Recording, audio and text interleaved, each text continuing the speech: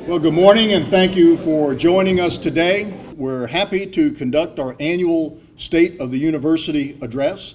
And we're going to start. I'd like to introduce the president of Missouri State University, Clif Smart. He's going to cover a Springfield, Missouri State University system portion. I will do a West Plains portion, and then we're happy to take questions afterwards. So I think everyone knows Clif Smart. He's been on our campus many times, is going to stay and go with me to our development board luncheon immediately after this. And good friend to Missouri State University West Plains. Welcome, Clif Smart.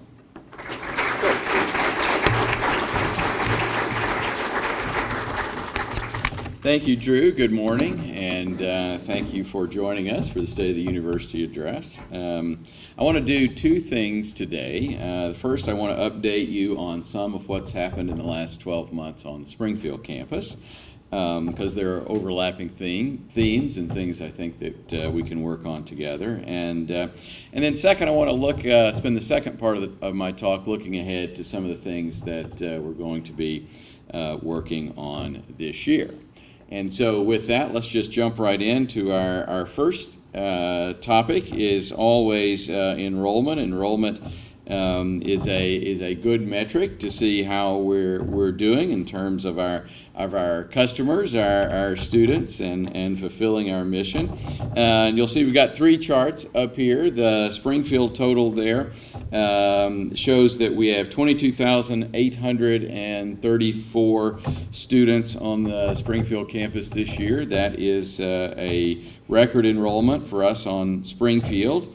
We see that for the system, we also have record enrollment this year at 24,735 students, and so we are just right at that 25,000 mark, and I would anticipate if we continue at this pace, we'll be ahead of that next year. Unfortunately, enrollment on this campus was a little bit down 200 students from a year ago. And so we'll talk about that a little bit, and I know Drew is going to focus on that in his talk as well. The next slide we've got shows kind of how some of the subgroups of that on the Springfield campus and how we were able to achieve those records. We have more graduate students, more international students, more out-of-state students, more students of color, increasing in each of the last 4 years. These are also Springfield records. And then this year we had our biggest freshman class since 1995, and that was the year that we became a selective admissions campus. And so we have 3,178 freshmen, or we were up 377 freshmen from last year, or 13.5%. So that's a pretty big jump there. Enrollment growth is critical to our funding model. It's on the Springfield campus. It's been how we have primarily funded our compensation increases for faculty and staff, how we've been able to add faculty and staff lines, add programs, and so it is concerning that we went down here on this campus, because enrollment growth is also how we fund many of those things on the West Plains campus as well. And while there are explanations for the downturn here, I have challenged Chancellor Bennett to make every effort to get this turned around, and I know, again, he will talk more about that in a minute. Second, one of our focuses on system-wide, since I've been here, and this is beginning year 5 for me. It seems like it started only yesterday, but it is to focus on compensation increases. We were able this year to do an across-the-board 1.8% raise for every employee within the system, no matter what campus they worked on. That was more than twice the rate of inflation. Inflation last year was less than 1%, right at 0.8, and so we were able to catch up a little bit there. On the Springfield campus, we were able to fund year 2 of a full professor incentive program, create a pool of money to improve the pay of many of our instructors, and additionally allocated some money to each cost center to improve staff salaries, which was a Staff Senate initiative on our campus. Again, a big part of the funding for this came from enrollment growth last year, which which we had $6 million of new money as a system to spend on a variety of things, and over a third of that came from the enrollment growth on the Springfield campus, and so that's how we were able to fund many of these initiatives. Third thing I want to update you on is the work we did in Jeff City. We had a successful year in Jeff City. The state increased our appropriations by 1.5%. Actually, the average increase for higher ed, either 2 or 4 year schools, was 1.3%. We got a little bit more than that because both campuses met all of their performance funding measures ever. And then for the first time, there was an equity component. Again, not meaning to beat a dead horse, but that equity component is enrollment growth. And so because our system had grown significantly, we got a little additional money for that. Maybe the most important thing that happened in Jeff City last year is the general revenue bonding bill was passed and signed by the governor. That is almost $19 million for new construction projects. We have 2 projects on the Springfield campus, will be the renovation of Hill and Ellis Halls.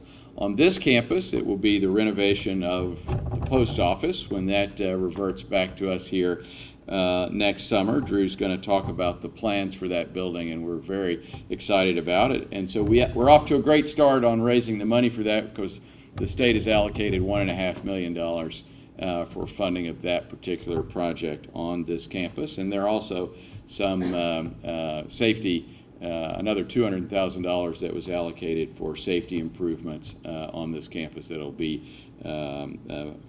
be done next summer. And then finally, we received year 2 of our occupational therapy West Plains Health Initiative Fund. That's a fund of $1,325,000, a big chunk, more than a third of which was allocated for this campus for increasing allied health programs.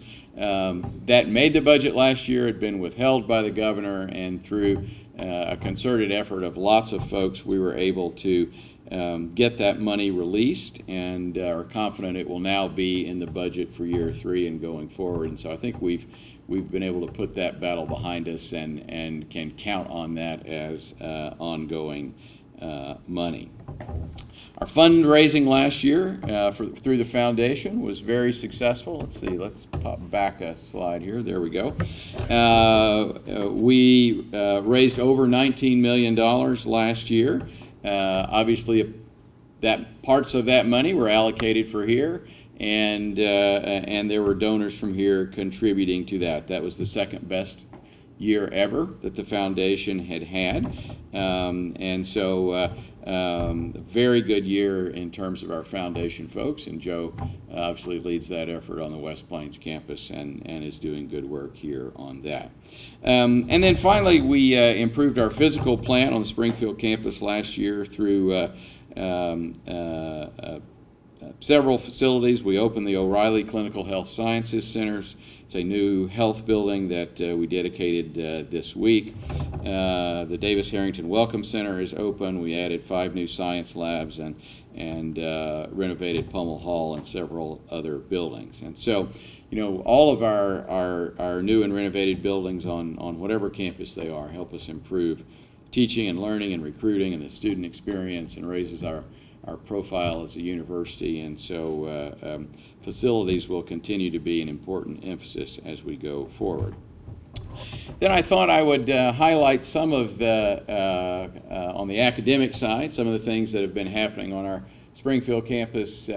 And one that I think has relevance to this area in particular is the online programming. Because, you know, you can live anywhere in the world and be engaged in our online programming. We've made an enormous amount of progress in the last 4 years. When I began here 4.5 years ago, we had 2 undergraduate degrees that were online, and now we're at 11. We have 14 graduate degrees that are completely online, 18 certificate degrees. And so you see that we've also gone from the classes, and that's based on credit hours. When we started in 2011, 5.6% of our credit hours were delivered through an online method, and we're now up over 11%. In the summer, and this has been intentional, 44% of our credit hours are offered online. That allows students to work on internships and jobs anywhere in the world and still take our classes. So very pleased with that. Let's go to the next slide. We have also, as kind of hand in glove with that, have done several free classes. MOOC stands for Massive Open Online Classes. I'm not sure how massive ours are. You know, some of these around the world have hundreds of thousands of people in them. But last year, we had over 15,000 students that took a free class online focused on the Ozarks. We did the 2 classes on Laura Ingalls Wilder and her work and life. We did a class on Ozarks history. October 19th, we're doing a class on the Civil War in Missouri. So if you're a Civil War buff, as I am, I'm going to be signing up for that. I think that's a great opportunity. Why do we focus on classes in the Ozarks? Because that's our wheelhouse. That's what we do better than anywhere else. You know, hard to compete with MIT to offer an intro physics class, but we think we do history, culture, life, music, literature in the Ozarks better than anyone, and so we'll continue that in a couple of weeks. And then I want to briefly just kind of touch on some things that are happening within our colleges and schools. School of Agriculture is shown here, and obviously the Vesta grant is connected to this campus as well, and receiving that a renewal of that is critical. The College of Arts and Letters is really working on a credit by assessment project. And particularly for modern and classical languages, so that there's an enormous push, and appropriately so, to get people through school for less money and in less time.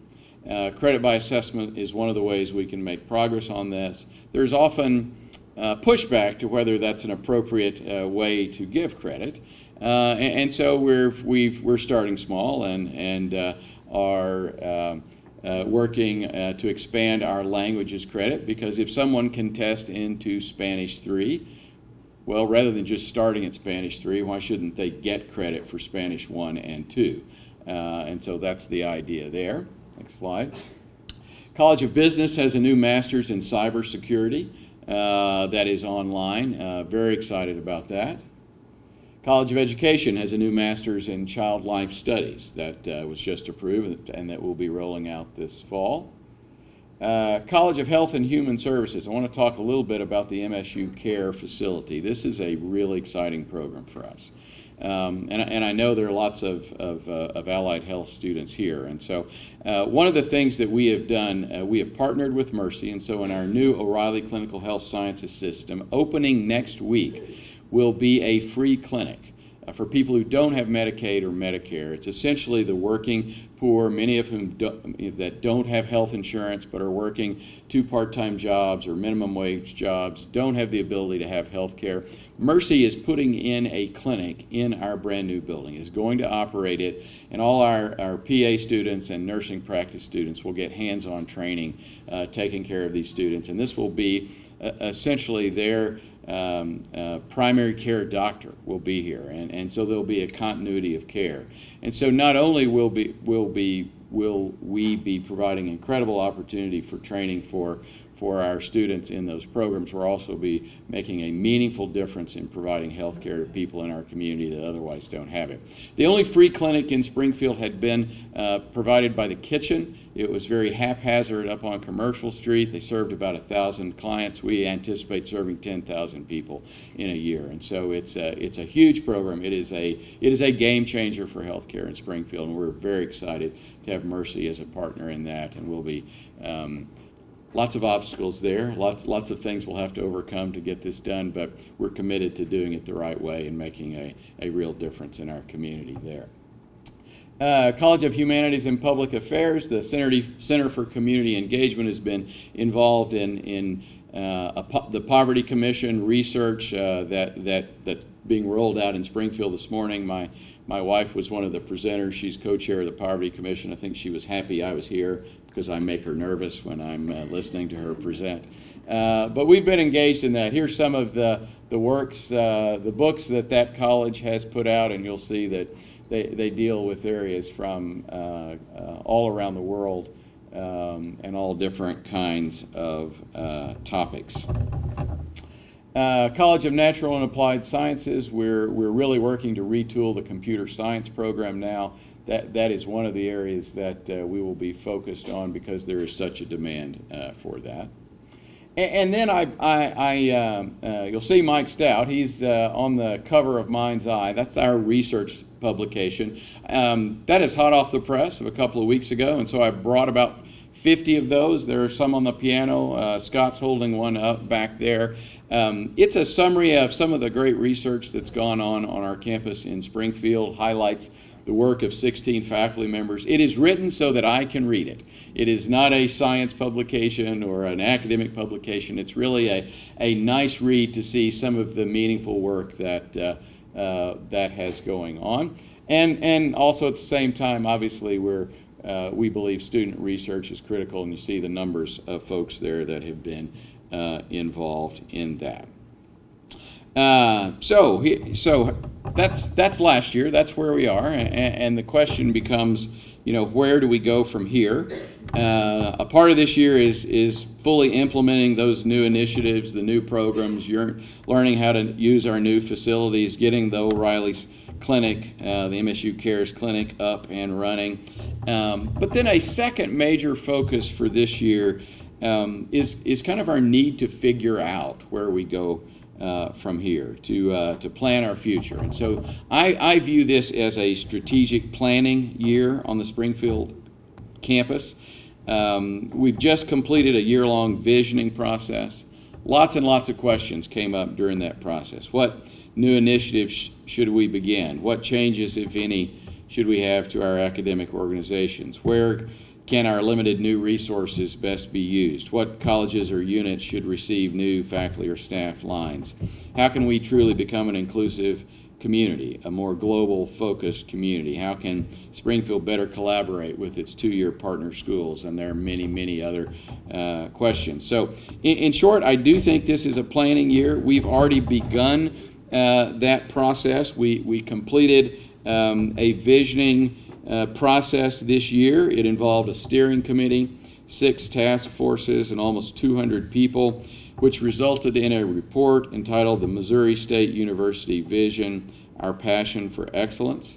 West Plains was represented on each of those task forces and the steering committee because your long-range planning process needs to fit hand in glove with the Springfield long-range plan. I hope you will read that document. It was published on a Clif Note 6 or 8 weeks ago, and so there's a good link to that. It's also on the Springfield website under the long-range planning website piece. And let's go to the next page here. And so some assumptions came out of that. And so you might be asking, do these assumptions apply to the West Plains campus as well? I think that they do in large part. And they are that the rate of change will continue to accelerate. I think we all know that just in daily living. Things seem to be changing ever faster and faster and faster, particularly with technology. Competition will intensify. Most new jobs are going to require some kind of post-secondary credential. And so people are getting into that game, and there are more providers in that game, and we're going to have to be open to how we deliver our product and keep both the quality but continue to focus on making it convenient and accessible and affordable to people. There will be changes in demographics. Change in demographics comes slower to the Ozarks and Missouri than it has to kind of our country, kind of around the edges and all across the South, but it's coming here. It's coming to Springfield. It's going to come to West Plains and our country, and there are ramifications with that, both in terms of our workforce as well as how we deliver classes, and so we need to be cognizant of that. Cost matters. So, to our students in the room, does cost have an impact on where you go to school and how you're able to go to school and what you're able to do? I see lots of heads nodding here. We have to keep that in mind. We can't just say, well, we want to do these new great programs and we're just going just pass that cost on to students. We have to recognize that cost is an important factor in the decisions that we make. The last one there, state appropriations will remain unpredictable. You know, I don't anticipate that the state is going to miraculously come to our rescue and provide lots of new resources for us. And so we're going to have to figure out how we do this with the resources that we have and develop. Our guiding principles for the long-range plan, student success is priority number one. We can't ever forget that. That's why we're here. Attracting and retaining talented employees is paramount, so we'll have a continued emphasis on making our compensation more competitive. Continuous improvement toward excellence is the goal. I don't think any of us on either campus have a program where we can just say we're done. We don't need to continue to work on this. Statewide mission in public affairs remains important. Partnership and allies will be key. That includes our 2-year partnerships with other 4-year schools. On the Springfield campus, we're working to see if we can partner with Missouri S&T to bring a mechanical engineering program to Springfield. Partnership with Chamber, with others in economic development, with our K through 12 partners, and how do we work to improve math skills, for example, before students arrive at our campuses. So partnership and allies will be key, particularly in an area, in the circumstances of scarcity in which we operate. Organizational agility is vital, and we're going to have to work across departmental lines. We're going to have to work across campuses. We're going to have to work together to be successful. And so the 6 areas of focus, these were our 6 task forces in the visioning project, are going to be the 6 areas of focus on the long-range plan. So we have a great start on that. We've done a lot of work on that. We've got a really solid foundation for that. And you'll see academic profile, student experience, diversity, globalization, infrastructure, and funding is where we will focus on.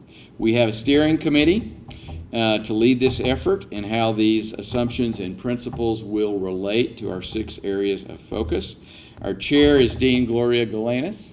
And you see her picture up there. She's the Dean of the College of Arts and Letters. There are 12 members of this committee. This is going to put together the Springfield campus long-range plan. That's why there are not members from the West Plains campus on this steering committee. But the work that was already done as a part of that visioning project in which you all were engaged remains the foundation for that. They are currently working to revise the mission statement, create a vision statement, and identify campus values. And so I've got a draft of the mission statement on the board. This is again for the Springfield campus. Missouri State University is a comprehensive institution offering undergraduate and graduate programs, including the professional doctorate. That professional doctorate is new because when we had the old mission statement, we didn't have doctoral programs on the Springfield campus. The university educates global citizen scholars committed to public affairs. That's not done yet. We're going to roll that out to our board on Friday at one of our board committee meetings. It was, if you read the Clif Note from this week, that was rolled out in the Clif Note. We want your input. We want input from all of our folks on all of our campuses and in our communities. And so if you think we've left something out or missed a focus or have comments on this as well as the vision statement and the value statements, we would love to hear from you. If you go to that Clif Note and click on the link, there are ways to send information, and I promise you the steering committee is going to read every comment they get all the way through this process. We all have a stake in deciding what we want our university to be in the next decade, and we will obviously be working together with this campus, and I know Drew is going to talk about the long-range plan process that is going to roll out here again to work at the same time or shortly thereafter the one on the Springfield campus is working.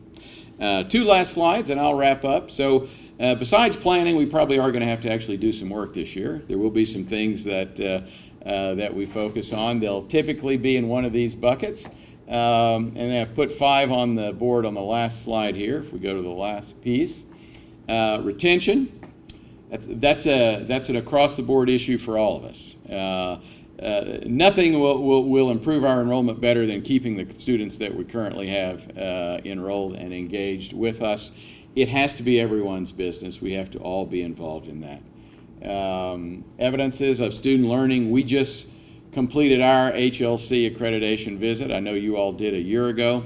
One of the things they talk about when they can't talk about anything else is assessment. We heard a lot about assessment, and we'll all continue to work together to improve the assessment, because we know our students are learning. We know they're doing well in the real world when they leave here, but we need to be able to document that for people that are less confident that that's happening. Transfer student support. One of the things we are working on this year is a better orientation for our transfer students, including the West Plains students that come to Springfield, to make sure they do have the support when they're in that different new environment. Graduate outcomes. All the 2- and 4-year schools are going to be judged by how well their students get jobs that are meaningful jobs when they graduate. That's nothing wrong with that goal. That's a great goal. That's one of the things we ought to aspire to do. Here's the problem. It's really hard to collect data because everyone isn't employed upon their immediate departure from the university. It may take 3 or 6 or 8 months before they get that college level job. And so there's a challenge there for us to collect data, but we have to do it. The state's mandated it, and so we're going to work together to figure that out. And then the alignment of learning with need and employer expectations, including student skills and readiness, and again that goes hand in hand with the last piece that we just talked about. Again, thank you for being here today. I've taken my time. Drew's going to update you on things that are going on here, and then we're both going to be happy to answer any questions that you have. Drew?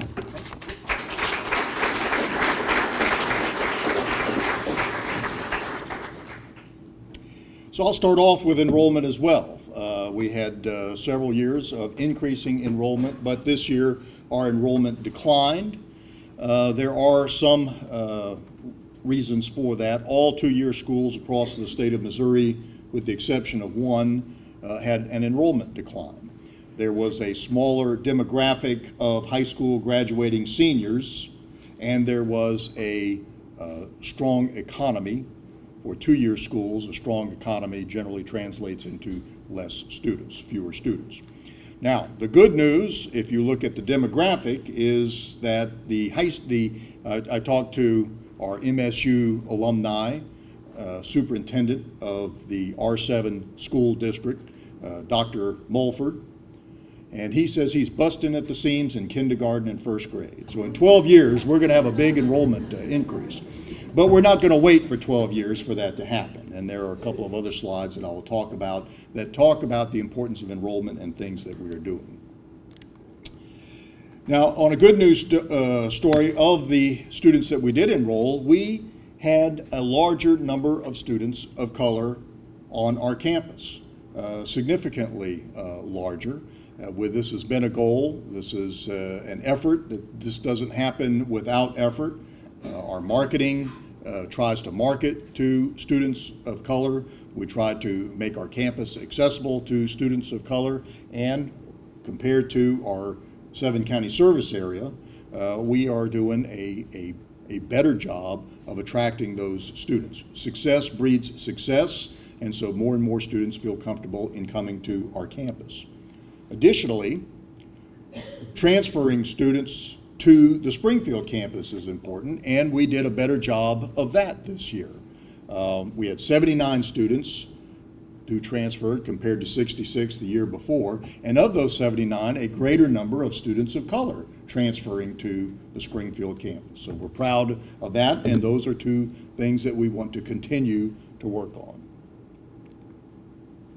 Compensation on the West Plains campus, we also had an across-the-board raise of 1.8%. We also had promotions of our faculty.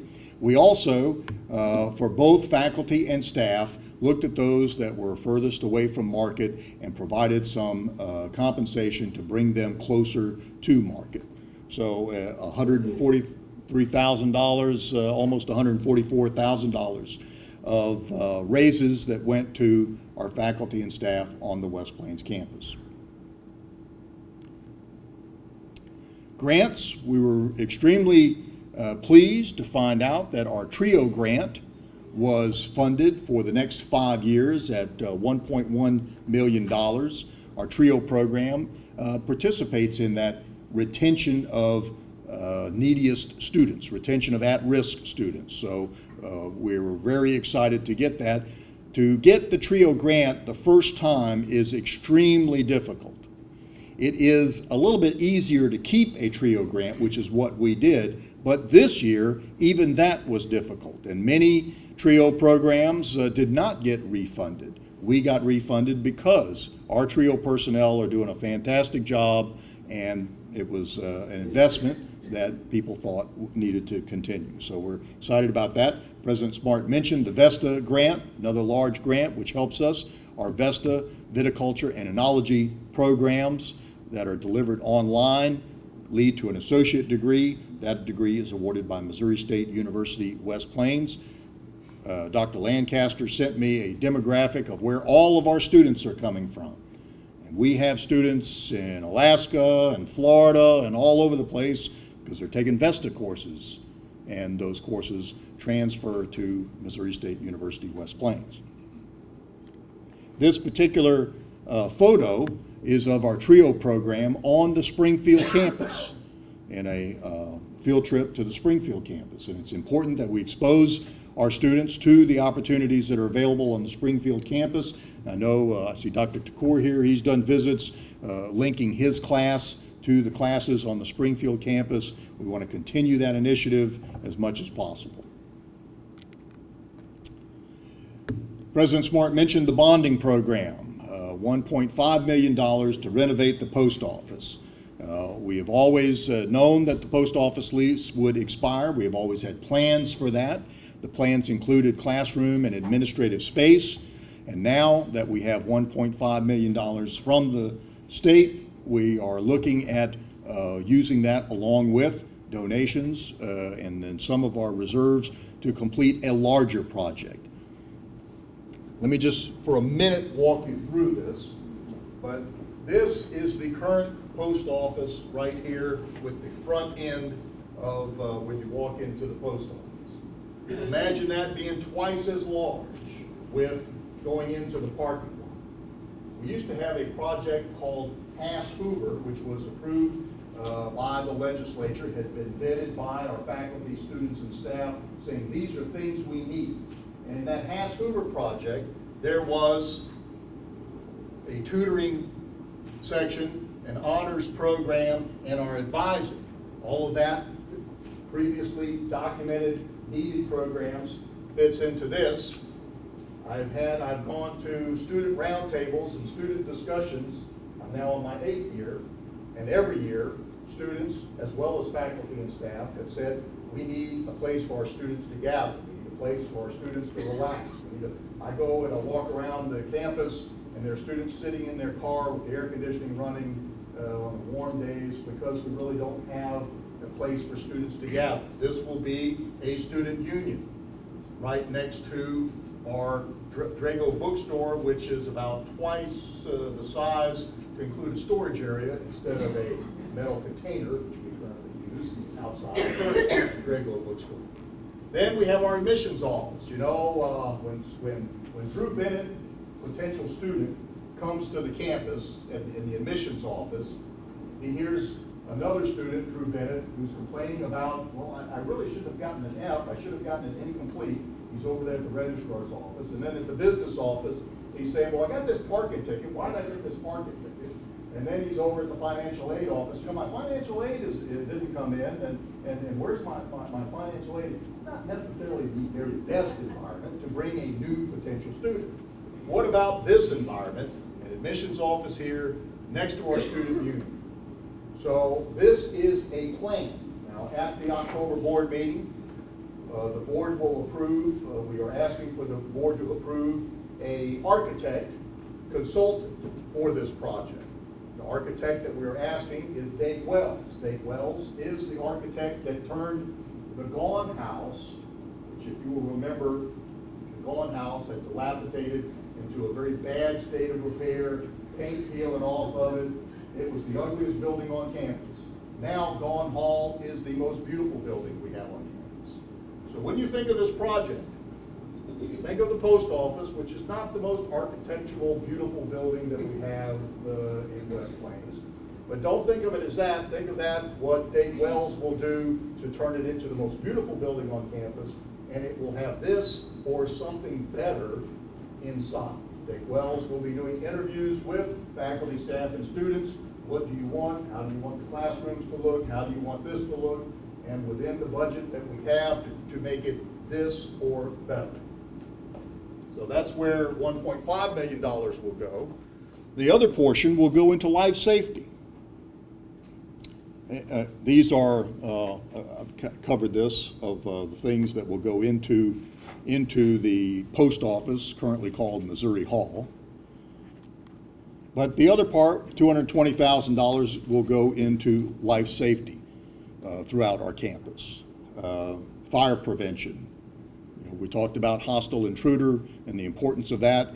The chances of a student on a campus being killed from hostile intruder are far less than the chances that they would be killed by a fire on campus, if you look at statistics across the United States. So we have some concerns about fire safety on our campus that we will be addressing, have been working with these. We have a priority of maintenance and repair initiatives and have been asking for this for some time now, finally got some money in order to address this. Doesn't mean we don't address the other issues or needs, but we will be able to use this money to address these needs.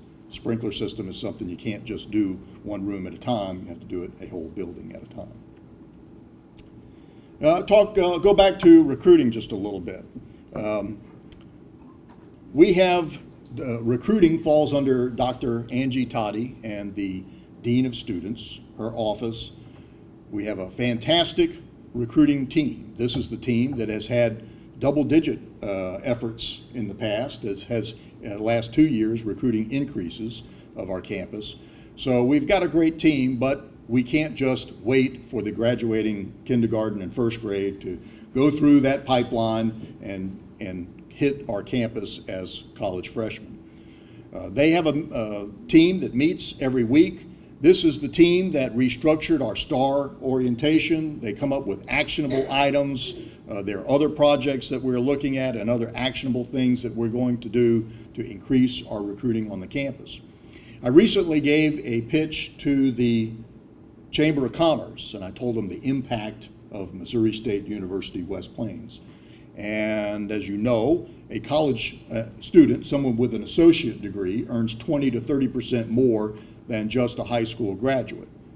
Our campus, over the last 51 years, has graduated over 4,600 graduates.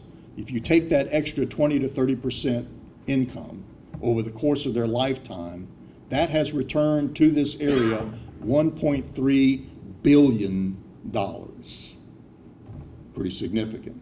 If you take all of the earnings of our faculty, staff, and wages, all of the buying power of our students, what they spend, all of the, when we have volleyball and basketball games, the people that come to our campus, the people that Broadwin Madden have advised and helped in business through the Small Business Development Center, all of the things that we repair on this campus, to include this $5 million project, $5 million project, when that comes on board, we give back tens of millions of dollars every year. But the biggest impact is the individual that walks across the stage that has broken the chains of poverty and has a new life for themselves, able to provide a standard of living for their family. So it's kind of like the credit card commercial. Value of Missouri State University West Plains for the last 51 years, $1.3 billion. Value to the West Plains community on an annual basis, $10 million. Value to the individual who walks across the stage at graduation, priceless.